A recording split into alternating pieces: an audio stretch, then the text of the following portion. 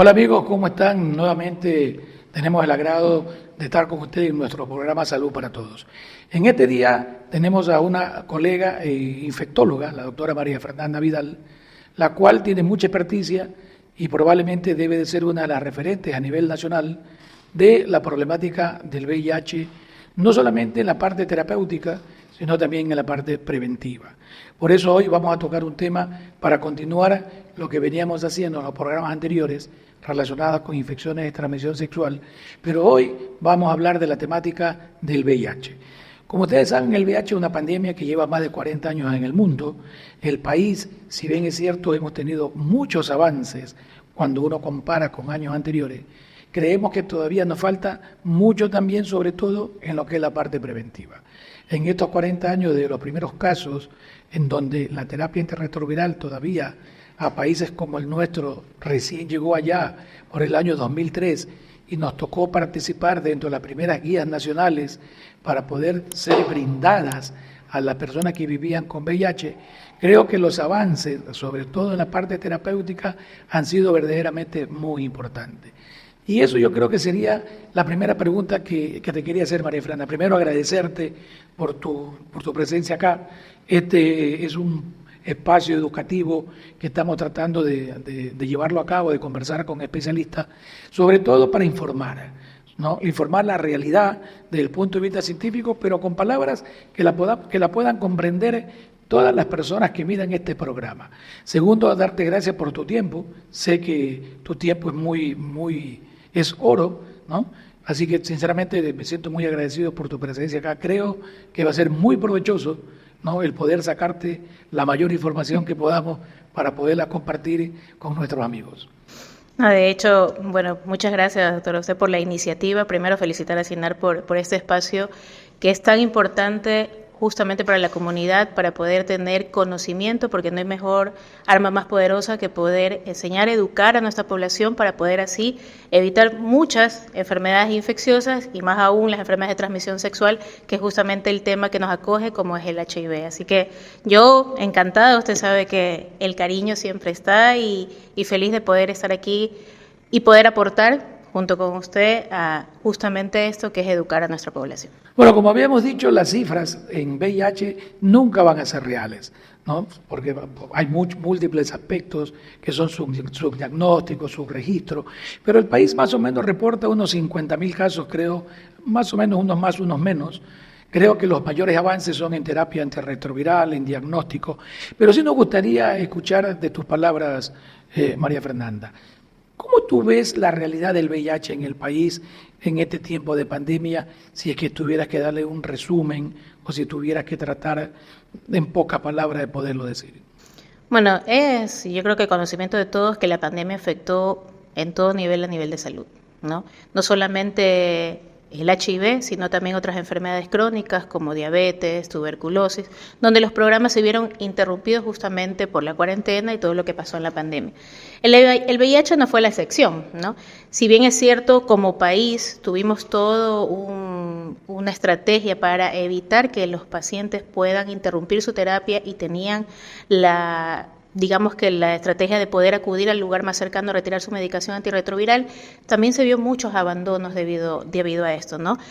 Por diferentes motivos, miedo a salir, miedo a infectarse, pensaron que mejor estoy en mi casa. Esto también y otro efecto negativo de la pandemia fue justamente el hacinamiento, el confinamiento llevó a casos de violencia, a mayor número de infecciones. De hecho, ya lo hemos escuchado y lo hemos visto cómo ha habido un aumento de casos nuevos de HIV a lo que cortamos el 2023, más de 5.000 casos.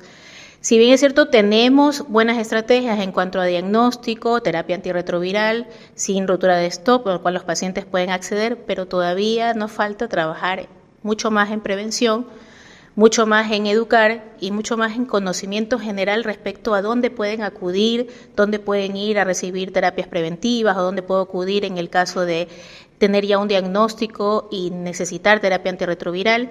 Y sobre todo hay un pilar dentro de la cascada que conocemos: conocer mi estado, estar en tratamiento, tener carga viral indetectable, y que mucho no se toca, y es romper esa discriminación y ese estigma. ¿Tú crees todavía entonces que la educación, el conocimiento, tanto de personas no infectadas como de personas infectadas, sigue siendo un problema? Sí, sigue siendo definitivamente un problema. Hoy por hoy justamente estamos hablando de la profilaxis preexposición, por poner un escenario. Y cuando usted conversa o pregunta en la comunidad, en el barrio, en los amigos, no saben qué es. Y en los mismos pacientes piensan que es la pastilla que los va a curar del HIV. Entonces, solamente un ejemplo para darnos cuenta cómo el desconocimiento puede llevar a acciones equivocadas. Entonces, el no saber que existe una terapia preventiva que puede ayudar a que yo me infecte de HIV, puede aumentar el número de casos teniéndolo de fácil acceso. Entonces, definitivamente educar, hablar del tema, hablar de sexualidad con los jóvenes, hablar de cómo prevenir es importantísimo. Claro, yo creo que lo que tú comentas es algo que hace 40 años o hace muchos años atrás venimos diciendo, y ha sido una de las mayores dificultades, ¿no? El VIH no es una problemática solamente de salud, es una problemática integral que involucra al Ministerio de Educación, Ministerio del Trabajo, la parte social, económica sobre todo, porque acordémonos que el VIH es una enfermedad que afecta a la población económicamente activa, porque la sexualmente activa está relacionada con la económicamente activa. Por eso que hablar de prevención, también es importante tratar de diferenciar los grupos de riesgo, ¿no? Porque cuando uno ve lo que le llama la población general, cuando uno ve la población general, uno dice Ecuador todavía tiene menos del 1% de su población afectada. Mientras que hay ciertos grupos que son considerados con conductas de riesgo, ¿no? La población clave, que yo creo que estos términos vamos a tratar, yo sí te quisiera pedir que estos términos, que probablemente a veces son poco conocidos, vayámoslos diciendo para que la gente, para que todos los oyentes se vayan acostumbrando, porque hablar de población clave, por ejemplo, ¿cuál sería el concepto de población clave? Personas que por sus conductas, ya sea sexuales u otras conductas, tienen mayor riesgo de exposición a este virus. Por ejemplo, los hombres que tienen sexo con hombres, que se conoce la población HCH, los pacientes que se inyectan drogas intravenosas, los privados de libertad. Son una población clave, el grupo transfemenino, transmasculino, que tiene conductas sexuales les lleva a tener un mayor porcentaje de exposición al virus. Cuando hablamos de porcentaje entre las poblaciones generales, que se calcula que es menor al 1%, es decir, de 100 pacientes, uno en la población general puede que esté afectado. Cuando hablamos de estas poblaciones clave, más o menos, ¿a qué porcentaje nos vamos? Si hablamos de la pandemia en general como país, está concentrada todavía justamente en esta población. Y cuando hablamos de concentrada, ¿no, verdad? Ya dijimos lo que era la población clave, pero cuando decimos que la característica de la epidemia en el país es concentrada y de una velocidad aparentemente no tan lenta, ¿a qué nos referimos con esto? De que justamente estos grupos, por sus conductas sexuales o por sus actividades, tienen mayor exposición al virus, pero la llegada a los servicios de salud de esta población es donde hay que trabajar. Hay diferentes motivos, uno de esos hablábamos de la discriminación, del estigma, por ejemplo, una chica trans que acuda a un hospital y en la cédula todavía tiene un nombre masculino y la sigan tratando como hombre, eso genera cierto rechazo y eso genera algo estigma y algo negativo en el paciente. Eso hace que prefiera no ir, prefiera no acudir, prefiera no solicitar tratamiento. Y una persona dentro de esta población que tiene mayor riesgo de exposición y a su vez no está en tratamiento, mayor transmisión. ¿Y tú crees que estos números que tú has puesto ahorita en la mesa, población general menos del 1%, poblaciones claves pueden llegar hasta el 15 o 20% trans, HCH, ¿tú pensarías o creerías que los mayores esfuerzos habría que colocarlos en las poblaciones claves? Es decir, tratar de poner, como dicen a veces los muchachos, toda la carne en el asador dirigida a estrategias que sirvan, ¿no?, impactar, prevenir dentro de lo que son las poblaciones claves. Sí, por supuesto la educación debe ser para todos, pero las estrategias deben ir sobre todo dirigidas a los grupos de mayor riesgo. porque son los grupos que van a transmitir entre ellos, entre la población clave y también a la población general. Por lo tanto, para mí las estrategias de prevención integralmente deben ser para todos, pero más dirigidas a esta población justamente. Pero tú no crees que programas como esto, que probablemente llegamos a una población general, ¿no, verdad? Y es probable que también nos estén viendo algunas integrantes de algunas denominadas poblaciones clave. A veces el lenguaje, es diferente. Nosotros los infectólogos por ahí ya estamos medio acostumbrados a lo que tú antes decías, pero cuando tú vas a un médico general, cuando vas a un médico de atención primaria, un médico de las emergencias, tal cual como tú antes mencionabas muy bien, ¿no? Los grupos trans que se encuentran estigmatizados, discriminados. ¿Tú crees que habría que hacer dentro de la estrategia de prevención alguna estrategia diferenciada para estos grupos de población clave? Definitivamente el trato no es igual, ni es el mismo, ni el vocabulario, ni cómo uno va a abordar a esta población. Incluso alguna vez sugerí... Coméntanos alguna anécdota. Alguna vez sugerí que a los médicos se nos dé un curso también de cómo poder abordar a esta población, porque nos puede pasar que en la atención diaria, por ejemplo, alguna vez me pasó que yo suelo anotarle los nombres femeninos a las chicas trans, ¿no? Pero la cédula dice Juan, entonces, a ver Juan, y yo, no, perdón, discúlpame, qué sé yo, Brigitte, ¿ya? Entonces, también no es fácil para el médico, si bien es cierto, también los pacientes entienden cuando puede ser por una confusión, como también puede ser difícil para el médico abordar, y también se dan cuenta cuando un médico no, digamos que no hay un trato muy diferencial. ¿Cuál ha sido una anécdota que nos puedas contar, siempre viéndola desde el punto de vista constructivo? Porque yo creo que uno aprende más a veces de los errores, que no son errores voluntarios, ¿no? Creo que todos quienes hemos atendido en hospitales públicos sabemos que a veces el tiempo, la escasez o las dificultades que hay hacen que a veces el estrés también se apodere fácilmente de nosotros, ¿no? Pero ¿qué experiencias puedes contar? Claro, por ejemplo, lo más común es que el paciente llega a la ventanilla, la chica trans, toda mujer, lógicamente, linda, guapa, se ve como mujer, sin embargo, lo siguen tratando como hombre. O a veces en la preparación o cuando están tomando los signos vitales también lo llaman como José y aparece la chica despampanante. Entonces es un tanto difícil que los profesionales de la salud lo entiendan, pero de pronto no como una anécdota personal, pero sí de lo que me ha pasado con otros colegas. ¿Pero tú crees que esto es desconocimiento del médico o tú crees que puede haber algo de discriminación? Todavía hay algo de discriminación. O sea, si bien es cierto, pueden haber de pronto confusiones o errores que uno se da cuenta, ay, discúlpame, lo que pasa es que uno de pronto está viendo el documento de identidad, ¿no? Y tú, cuando no hay un cambio de nombre, pues uno lo trata de acuerdo al documento.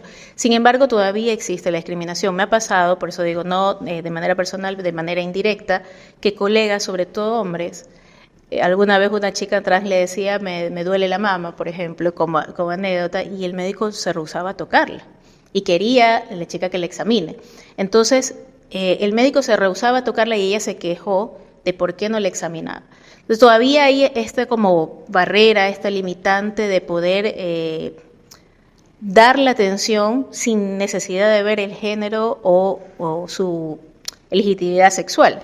Mira que esto es interesante lo que comenta, porque por ahí quienes ya llevamos unos años más en esto, es probable que en las universidades nosotros nadie nos enseñaba esto. Así es, nadie nos enseñaba. Ahora que tenemos esta suerte de ser docentes en pregrado de manera transitoria, probablemente en las cátedras que nosotros dictamos, ¿no? Uno cuando ve y conversa con estudiantes, ¿no? Uno ve la diversidad de conceptos, ¿no? Es probable que en la época nuestra la gran mayoría desconocía. O no hablaba del tema. No hablaba del tema. Exacto, no hablaba del tema. En este momento uno encuentra, por el contrario, hay extremos. Uno que defienden, ¿no? a capa y espada, y asimismo hay otros que probablemente vienen de una educación o formación mucho más tradicional que todavía les cuesta. Y son estudiantes que se están formando, ¿no? Por eso yo creo que lo que tú comentas, personalmente me concuerdo mucho en lo que tú te refieres, a que la educación sigue siendo el camino, en este caso, para los profesionales de la salud, para poder tener un trato. O sea, que tu recomendación definitivamente es, vamos a las universidades, los residentes, internos, médicos jóvenes. No creo que esté loco lo que estabas diciendo de la capacidad. No, de hecho, algún momento yo lo sugerí, alguna vez yo estuve en una reunión con la mayoría de la población, sociedad civil, población clave, chicas trans, chicas lesbianas, y escucharlas, sus historias, escuchar cuando acuden de pronto a un acceso al sistema de salud y encontrarse esto y lo que genera en ellas, y en ella que trató y trata todos los días, como lo decía como testimonio una chica, ¿no? Yo trato todos los días de verme como mujer, hago todo un esfuerzo y para que yo llegue a una ventanilla me traten como hombre, ¿ya? Entonces yo pienso que todo va desde el respeto, cuando uno también escucha al otro lado, un poco de empatía. Y entender cómo se siente esa persona, ese ser humano. Yo pienso que todo va a valer desde el respeto y la educación. Yo también les decía, y ahí fue la sugerencia, que para algunos profesionales no es tan fácil, y más cuando vienen de una educación tradicional, como usted dice. Si bien es cierto, hoy los jóvenes está un poco más abierto el tema y se habla. Los médicos son mayores. Pero los médicos son mayores, y cámbiele el chip a un médico mayor. Es difícil. ¿Tú estás de acuerdo o cuál sería tu opinión que deberían de existir servicios de atención diferenciados entonces? O equipos pares, por ejemplo. No hay mejor persona que pueda llegar a otra que tenga similitud. Por ejemplo, una chica trans va a llegar mejor a su población o otra chica trans, ¿ya? Lo mismo un HCH, por ejemplo. Ayuda, y de hecho en los servicios inclusivos del ministerio o en los servicios de inclusión siempre se trata de que exista diversidad para poder llegar a toda la población. Si hablamos de los jóvenes, por ejemplo, los jóvenes tienen un lenguaje diferente actualmente, que incluso de broma en broma yo le digo a mis alumnos, ¿qué significa eso? Para poder entender y llegar. Entonces, todo va avanzando, si bien es cierto, así como la pandemia no es igual cuando inició ahora y hay otras medidas de prevención, hay otros tratamientos menos tóxicos, más tolerables, también evolucionó justamente todos estos grupos claves. Y hay que buscar la forma de poder aprender, educarnos como profesionales de la salud y también educar a nuestros jóvenes para poder hablar de estos temas. Antes, en la universidad o en la casa, que uno iba a hablar de población clave, que uno iba a hablar del Día del Orgullo, que uno iba a hablar de la marcha, no era casi que un tabú. Bueno, yo creo que definitivamente hay un término que probablemente resume todo esto que se llama empatía, ¿no? El tratar de siempre ponerse uno en el lugar del otro, Así. tratando de no juzgar, sino que como cualquier ser humano que nos viene a buscar por alguna dolencia, información, tenemos que tener esa empatía para poder tratar de ayudarlo, porque yo creo que esa es la misión nuestra, esa es la misión que los trabajadores de la salud y en especial los médicos deberíamos de tener. O sea, podríamos decir que los avances que han habido en la parte de terapias, de diagnóstico, no va a la par con los avances a nivel de lo que es la lucha contra la discriminación, contra el estigma, con la capacitación de los trabajadores de la salud. ¿Tú crees que todavía nos falta mucho? Sí, yo sí creo definitivamente que nos falta mucho. Es más, ese sería otro pilar dentro de la cascada de atención a una persona que vive con VIH que nos falta. Justamente trabajar en ese cuarto pilar que es la discriminación y el estigma. Pero también empieza con el mismo paciente. Yo a veces los recibo y van a la consulta y están tapados todos, mascarilla, gorra, capucha, y le digo, ¿por qué te escondes? ¿Cuál es el objetivo de esconder? Pero él se esconde también porque tiene una sociedad que lo apunta, que lo discrimina, juzgadora, que lo señala. Es más, yo me siento estigmatizada porque, trabaja en el hospital de infectología, solo ve VIH. Y cuando hablamos, en el hospital no solo se ve VIH, si bien es cierto, la mayoría de la población, pero no solo se ve eso, hay un montón de enfermedades infecciosas más que tratamos. Sin embargo, también existe un estigma sobre los profesionales que trabajamos, por dar un ejemplo.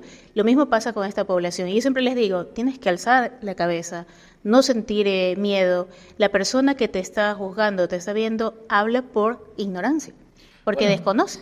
Espacios como este, justamente la idea es tratar de poder llegar, ¿no?, a la población, a todo tipo de población general. Es probable que muchas de las poblaciones claves nos estén viendo. Y es tratar de poner nuestro grano de arena en lo que es la educación, en lo que es tratar de luchar contra el estigma, contra la discriminación, en tratar de humanizar la atención médica, y en eso lastimosamente tiene gran culpa el Estado, ¿no?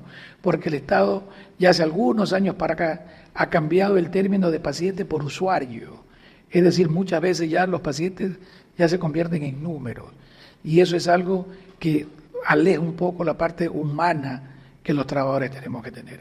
Pero este no es un programa político y no es un programa del Estado. Este es un programa netamente científico, académico, dirigido hacia la comunidad. Por lo tanto, lo que vamos a tratar de seguir charlando, que me parece muy interesante, son todas este paquete de medidas preventivas. Porque las medidas preventivas son para alguien que no está infectado, alguien que a la final, el adolescente, el joven del colegio, que todavía no tiene actividad sexual y que probablemente está escuchando lo que hablan los amigos, los papás, pero nadie se sienta a hablar con él. Está el otro grupo que ya tiene actividad sexual, es decir, ya tuvo o con esporádicas, con relaciones no programadas, o su pareja de enamorado, pero ya tiene actividad sexual. Y el tercer grupo es la persona que ya está infectada. Entonces, si uno tendría que separar estos bloques, a los adolescentes, que es lo que nos interesa, tratar de que este adolescente, el Ecuador es el segundo país en embarazo en adolescentes, ¿no? Acordémonos que la actividad sexual en el país ya comienza a los 11 años. Sí. Por lo tanto, cuando uno escucha en los colegios decir, no hablemos de sexo, porque todavía está muy joven, hay que tener claro que la actividad sexual no está muy precoz, pero tenemos que dejar claro también que esta actividad sexual en menores de 15 años, casi el 99% de ellos no es por consentimiento, sino que gran parte de ellos es por abuso. Por lo tanto, también hay que tener claro. Es decir, que si tenemos niñas que están embarazadas, ya hay actividad sexual, por lo tanto hay que buscar la forma cómo hablar con ellos, los pediatras, los profesores, los maestros. ¿Cómo tú encasillarías esta prevención, que actualmente le llamamos una prevención integral o combinada, en lo que tiene que ver tanto medicamentos como métodos de prevención o protección? Claro, hoy por hoy hablamos de prevención combinada y ¿qué es la prevención combinada? Uno escucha de pronto el término y, bueno, hacer prevención, dar la charla y hablar del tema. Realizar prevención combinada es un conjunto de medidas que me van a ayudar a tener un impacto en el aumento de casos o de frenar un poco esta pandemia. ¿Cuáles son esas medidas de prevención? Pues obviamente conocer mi estado, hacerme la prueba, conocer si estoy reactivo o no y vincularse a una unidad de atención integral, que son los lugares o accesos a la salud donde entregan el tratamiento antirretroviral. Tengo la prevención o la profilaxis preexposición, es decir, si yo ya comienzo a tener una actividad sexual y además de esto pertenezco a una población clave donde yo ya sé que puedo tener un mayor riesgo de exposición, tengo una medicación que me va a ayudar a evitar infectarme. ¿Y quién tiene que tomar esta medicación? ¿Tiene algún grupo especial o lo puede tomar cualquier persona? Cualquier persona que decida o acceda y conozca que está en riesgo o puede tener. Pero si bien es cierto, también hay que hacer hincapié de que la PrEP, que es la profilaxis preexposición, no solamente me va a ayudar, solo me ayuda a evitar la infección por el HIV, pero no me previene de las otras infecciones de transmisión sexual. Y ojo, hay que hablar nuevamente que no solo existe el HIV. Así como existe la profilaxis preexposición, también existe la profilaxis posexposición, que es otra medida de prevención. Es decir, yo ya tuve un encuentro sexual o de pronto una persona que sufrió un abuso. Hoy por hoy que lo vemos tan común, secuestros y hay abusos sexuales, puedo acudir a solicitar la profilaxis posexposición. ¿El abuso sexual es una urgencia infectológica? ¿Tú la consideras que debería ser considerada como una urgencia? Sí, y es de atención inmediata. Y esto es importante porque todavía los abusos sexuales, que son muy frecuentes desgraciadamente en países como el nuestro, hay desconocimiento. El desconocimiento de las autoridades, ¿no? Lo llevan a hacer todo el trámite administrativo, pasan las horas y lo primero que debe de hacer es justamente recibir la profilaxis. No sé si nos vamos a llenar de anécdotas en el programa, pero muchas veces estas anécdotas son las que impactan dentro de quienes nos están viendo, ¿no? Una de mis anécdotas, algunos años atrás, cuando tratábamos de educar a los comisarios y a los intendentes, casi me meten preso queriendo llevarme a la posada sexualmente a hacerle las pruebas, cuando el policía dijo que no, que aquí la prioridad inicialmente tenía que ir a la comisaría a declarar, a hacer todos los trámites burocráticos a nivel legal, y después que una vez que termine todo eso, dice, ellos las podían enviar a donde el médico para ver qué le hacían, ¿no? Entonces yo creo que este desconocimiento de autoridades, que ahora yo creo que esto está mucho mejor, ¿no? Pero todavía no llega a coordinar como uno quisiera, también es un limitante. Por supuesto, hace poco, como anécdota, por ejemplo, alguien me llamó y me dice, no, es que tuve a mi familiar que fue secuestrada y tuvo un abuso sexual. ¿Y hace cuánto fue? Hace una semana. Una semana. Y nadie le pudo decir que existe el kit púrpura, que comprende la profilaxis post-exposición al VIH, que comprende la píldora el día después para evitar quedar embarazada, que comprende un conjunto de medicamentos para otro tipo de infecciones de transmisión sexual. Es decir, el desconocimiento y también un poco, volvemos al mismo término, la falta de empatía y sensibilidad. Porque eso sí, lo primero, lo que usted dice, la llevaron a hacer todo el trámite administrativo y después que vaya a su casa y nadie le dio la contención psicológica que amerita el caso, nadie dio la contención médica, que es urgente recibirla. Sin embargo, cuando ya alguien le dijo o escuchó que existía esto, fue a solicitarla una semana después. Y recordemos que una semana después ya no me sirve y no tiene el impacto. Les recordamos, amigos, que si ustedes quieren conocer algo de las otras infecciones de transmisión sexual, el programa 1 y 2, en donde nos desplayamos en algunos conceptos sobre las otras infecciones de transmisión sexual, coordina o concuerda mucho con lo que la doctora Vidal en este momento está diciendo. Creo que vayamos concretando, ¿no, verdad? Para no confundirlo, porque el afán es tratar de orientar y no confundir. Nos queda corto el tiempo. ¿No, verdad?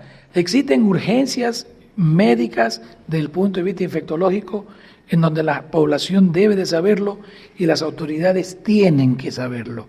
Si alguien sufre algún abuso sexual o se le rompió el preservativo o fue una conducta sexual que a la final de riesgo, usted tiene, mientras más rápido usted acuda a una unidad especialista, pública o privada, pero que conozca qué realizar o qué ofrecerle, porque existe lo que María Fernanda decía, la profilaxis en este caso posterior a la conducta de riesgo.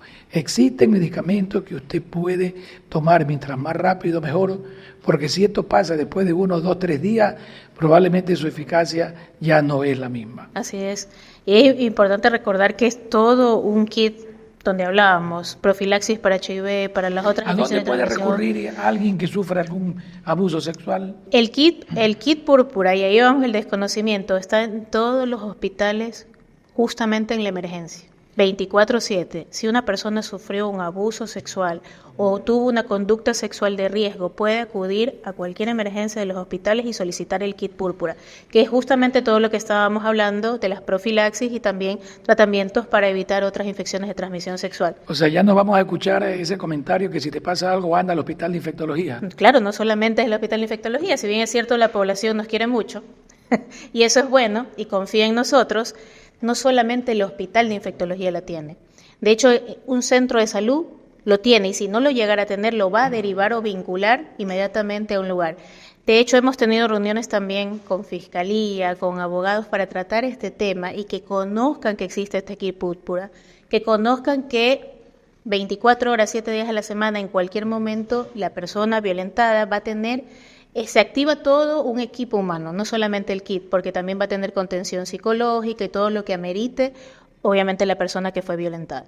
Esto es interesante porque si bien es cierto, el Ministerio de Salud Pública como órgano rector es el que da la norma, es el que da la guía, pero también es importante que sepa la ciudadanía, que sepan todos nuestros oyentes, que hay centros privados que también pueden ofrecer todo lo que es el manejo pre- y posexposición, que es lo que estamos discutiendo.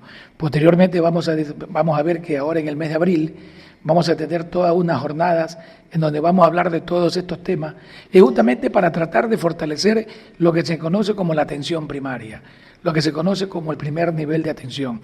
Porque si bien es cierto, diera la impresión de que este es un término muy especialista, ¿no? Muy de infectólogos. En realidad pero no. Nuestro afán es tratar de que esto no sea manejado por infectólogos, sino que sea manejado por el médico general, que sea manejado por el médico de la primera emergentólogo. atención. Exacto. ¿Dónde acude la población como primer punto? Al centro de salud, al más cercano de la casa. Entonces, a veces los infectólogos se puede pensar que busquemos al infectólogo para que nos dé la recomendación.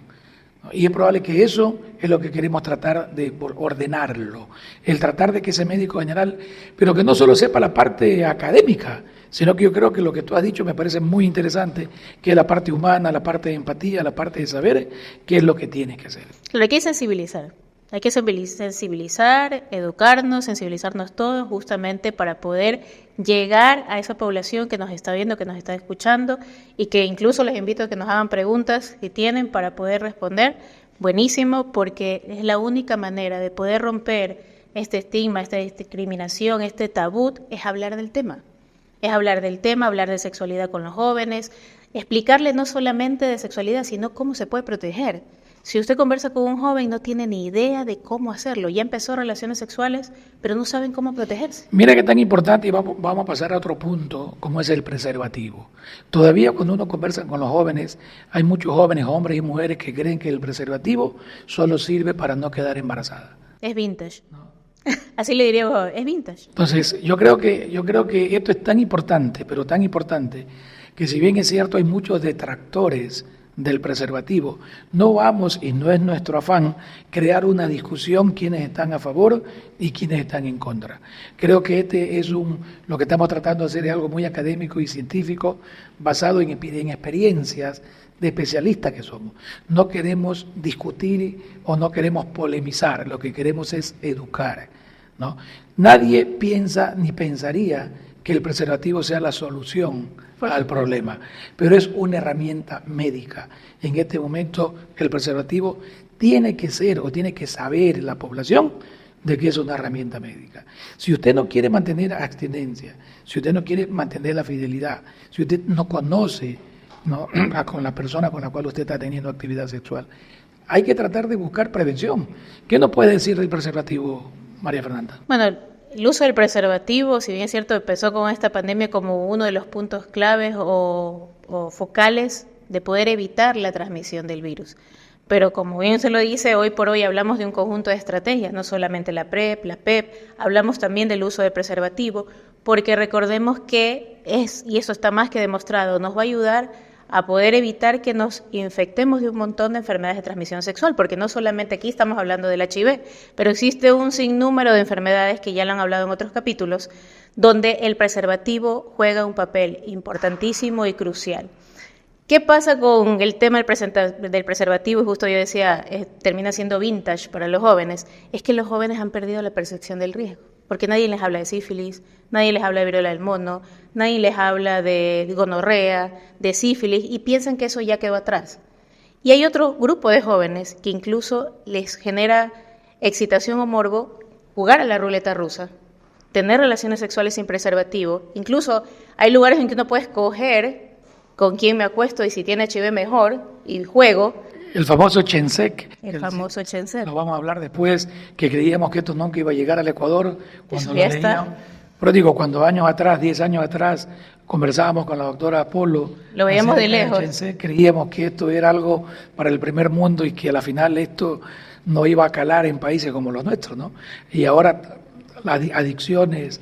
Y eso va de la mano con el consumo de drogas. El Chensec, ¿no? Entonces, el consumo de drogas, esta pérdida de percepción de riesgo y este morbo y esta adrenalina de jugármela y si me infecto no, genera mucha excitación en los jóvenes. ¿Tú crees que las drogas, la adicción juega un rol fundamental para que esta pérdida de la percepción que tú bien lo dices? ¿Cuál crees tú que es el rol que la adicción? De hecho, cuando hablamos diferenciadamente de la población, si uno ve la población de otras ciudades versus la de Guayaquil sobre todo, nosotros tenemos una problemática muy grande y el consumo de drogas. Si nos vamos a las calles del centro, nada más vamos a ver jóvenes prostituyéndose, consumiendo drogas, sin ningún tipo de prevención o demás. Y si nos vamos a otro estrato social mucho más alto, comienzo a tener estas fiestas privadas en casa, donde está de la mano las drogas, el tener este riesgo, o incluso los famosos cuartos oscuros que tenemos también en la ciudad de Guayaquil, o el spa de hombres, con final feliz que decimos nosotros, ¿no? Donde no hay, y hay que llegar justamente ahí, y donde se ha perdido esta percepción de riesgo y el joven se cree súper todopoderoso cuando está consumiendo drogas, y lo que menos se va a acordar es de ponerse un preservativo o de si me voy a infectar o no, ya después veré qué hago. Y nos ha pasado cada vez más, vemos como pacientes llegan a solicitar la profilaxis posexposición, por ejemplo, por conductas sexuales de riesgo. Y ya después que pasó toda la algarabía de la fiesta, del consumo de drogas, del alcohol, ¿qué hice? Voy al día siguiente y solicito profilaxis. Las redes, si bien es cierto, pueden llegar a ser una herramienta útil para los jóvenes en ciertos aspectos, también termina siendo algo contradictorio. Porque hay jóvenes que están en sus casas y sin embargo estoy chateando con una persona que no desconozco, que no sé, y después me informa, después del contacto sexual, que tiene HIV. Nos ha pasado también. No, lo conocí por internet, después me dijo, y ahora estoy aquí, no sé qué hacer y me voy a infectar. Entonces, hay que llegar, y hay que llegar de la mejor forma posible a esta población, sobre todo. Las redes juegan un papel fundamental, la jerga. Y este concepto que muchos jóvenes creen, o que uno lo escucha decir, no solo en jóvenes, sino también en cualquier nivel etario, que como la veo sana, como la persona con la cual voy a tener sexo no parecería que esté enferma, ¿para qué voy a colocarme preservativo? Así es. ¿No? Sería bueno preguntarle a esa persona si tienes VIH, o la seguridad es protegerme. Yo creo que la responsabilidad es de cada persona. Si yo voy a empezar mi actividad sexual, la responsabilidad recae sobre mí de cómo yo me quiero proteger. Porque después vemos, no, pero es que ella o él me infectó. A ver, sí, pero yo tuve la relación sexual y yo qué hice para protegerme. Justamente por eso este espacio es importante para poder hablar de esto. ¿Cómo hacerlo? Porque no, los jóvenes desconocen de esto.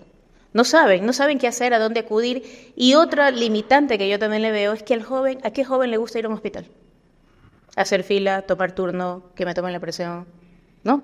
Alguna vez cuando tuvimos reuniones, por ejemplo, con los países de la región, en Ciudad Chile, una de las estrategias era crear centros de jóvenes, juveniles, donde un joven atiende a otro joven. Tiene la misma La famosa jerga, educación en pares. la famosa educación en pares, donde no tiene que hacer filas, donde pronto por vía de redes saca una cita, acude, tiene mayor privacidad. O sea, son estrategias que se están implementando incluso en otros países para poder llegar a esa población que es difícil. ¿Qué joven va a ir a un hospital o a un centro de salud? No le gusta. Pero yo creo que tú, mejor que yo, conocemos a diario que dentro de la educación en muchos colegios, entre comillas, religiosos, en donde hablar de preservativo prácticamente ni siquiera se toca Es prohibido. el tema de infecciones de transmisión sexual. No queremos pelearnos con la Iglesia. No, por supuesto que no. Creemos y estamos convencidos de que la Iglesia es un aliado muy importante para tratar no solamente en problemas como estos, pero nosotros los médicos tenemos que atender desde los ateos hasta los ultra religiosos. Para nosotros no existe la religión en la atención. Es probable que puede que haya médicos que se dediquen solo a atender a cierto grupo religioso, pero la gran mayoría atendemos a todo. Incluso nos ha llegado el momento que tenemos que atender a violadores, que probablemente sea algo no agradable, pero forma parte de nuestra función. ¿Qué dirías tú para muchas de estas poblaciones de jóvenes que a veces tocar este tema es un tabú? ¿Cómo tú crees que este papá o esta mamá tendría que tocar el tema en la mesa familiar? ¿Cómo es la prevención? Cuando viene el chico te pregunta, papá, mamá, ¿qué es el condón? ¿Para qué sirve? Yo creo que la mejor forma es tomarlo con naturalidad, pensando en que hablar del tema no es incitar a mi hijo o a mi hija a que tenga relaciones sexuales, sino que más bien lo estoy educando y ayudándole a tener un horizonte, porque lo que no puede preguntar en casa, lo pregunta en las redes sociales. Y el consejo que va a tener en las redes sociales sí va a ser negativo muchas de las veces. O de pronto me da miedo preguntar y lo que hago es justamente tener una acción de riesgo y después vemos los resultados en muchos jóvenes. ¿Cuántas veces no hemos visto que hacen una fiesta y todos se acostaron de pronto con una sola persona y todos se infectaron en un mismo curso?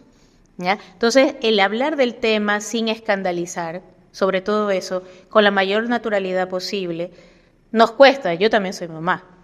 Y, por ejemplo, mi hija tiene 9 años y me dice, mamá, ¿qué es un HCH? Porque de pronto me ve a mí hablar de un tema y tengo que explicarle. De pronto su corta edad con palabras que pueda entender, pero tener que saber qué es y sobre todo generar el mismo respeto. Pero si yo le digo a mi hijo o a mi hija, no, ese tema, ¿cómo me vas a preguntar eso? Eso es una falta de respeto y me escandalizo. el joven se retrae y va a buscar información a otros lados. Nosotros pensamos que como padres, ellos, no, ese tema mi hija no sabe o mi hijo no sabe, pero lo busca. Pero el problema es que tampoco tenemos padres que nadie les ha enseñado Exactamente. a los padres cómo educar a sus hijos. Y ahí viene el punto, es que la estrategia no solamente es educar a los jóvenes, también es educar a la familia. Y ahí tiene que ir de la mano Ministerio de Salud, Ministerio de Educación, los colegios, dar la apertura a poder hablar del tema, de pronto estos podcasts, hacer podcasts con jóvenes, que hable a otros jóvenes, hablar de este tema, porque si no vamos a seguir formando una burbuja pensando de que no, mi hijo, mi hija no sabe nada de eso porque nunca hemos hablado en la casa, y es mentira.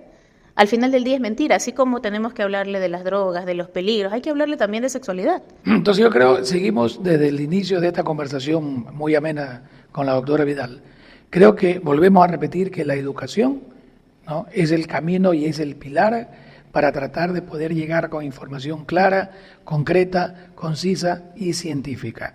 Esta no es información que a mí me parece, esta no es una información sesgada con aspectos religiosos, esta no es una información sesgada con grupos de odio o de estigma. Lo que estamos tratando es de traer y conversar con profesionales que vengan con información, vuelvo y le repito, clara, concreta y concisa. La educación a un hijo, no, pero primero hay que educar al padre. Así es. Porque si ese padre no sabe qué decirle cuando le pregunta qué cosa es pene, qué cosa es condón, y comenzamos a ponerle apodos, que el pajarito, que la cucarachita, que esto y que el otro, probablemente la confusión por parte de ese adolescente comienza desde la casa. Así es. Justamente una de las estrategias es esa. Incluso ahora, cuando necesitamos o queremos ir a un colegio a de pronto hablar de estos temas, dependiendo del tipo de colegios, siempre ponen ciertas trabas. No, este tema no se toca o este tema no se habla. La típica charla de sentar a un grupo de estudiantes y uno estar hablando de estos temas, probablemente la mayoría se ríe, se burla, no te escucha, porque eso ya lo vi, ya lo leía, me vienen a hablar de lo mismo. No es la forma de llegar. No es la forma, definitivamente estoy convencida que esa no es la forma. Si bien es cierto, podemos hacer talleres con padres, con los jóvenes, hablar, educar a los profesores. Los profesores tampoco saben hablar del tema. El segundo, donde tiene acceso el joven, el chico, el niño, es en la escuela. Y si yo como profesora o como profesor evado el tema o no lo hablo, ¿dónde va a ir a buscar información? En mi casa tampoco, en la escuela menos, en el colegio tampoco, en los amigos de redes. Mira que yo creo que la idea de este programa es justamente poner en la palestra, poner sobre la mesa el poder discutir este tema. Es probable que todavía nos va a faltar mucho tiempo para seguir hablando. Es probable que hayan mucha gente a favor, mucha gente en contra. Pero uno de los objetivos de este programa es ese, es el tratar de este tema poderlo discutir. Pero cuando lo discutan hay que tratar de discutir con evidencia. No es porque yo creo o a mí me parece o a la final me lo contaron, lo vi en una película.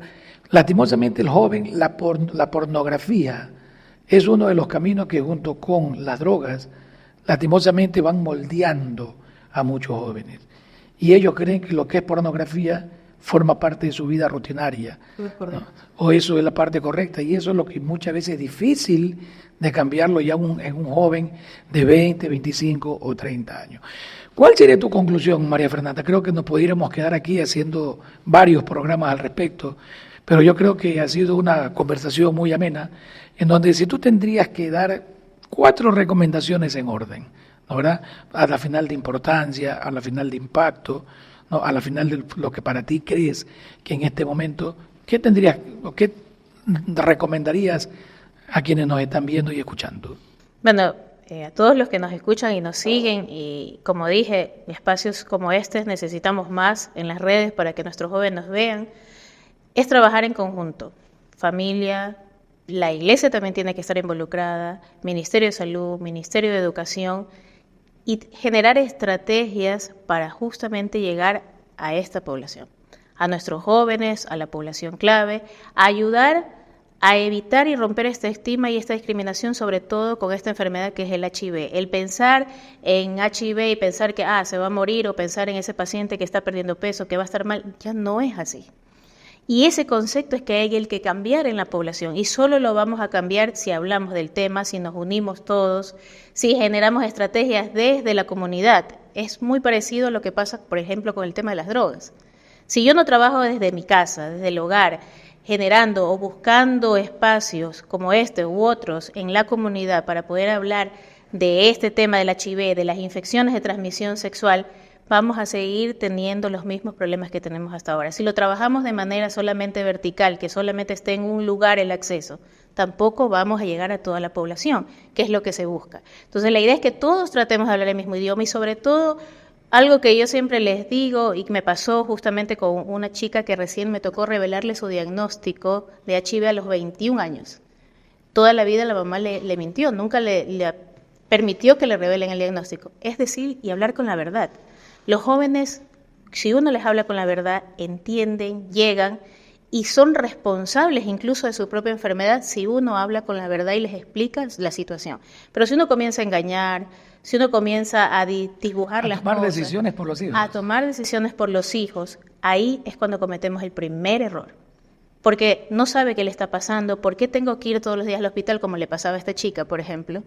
Y aún así, la madre no quería que le revele el diagnóstico. Mira hasta dónde todavía tenemos, y desde casa, que trabajar en ese concepto y barrer con ese estigma que tiene esta enfermedad, que solo lo vamos a lograr y seguiremos hablando del mismo tema, educándonos y educando a todos.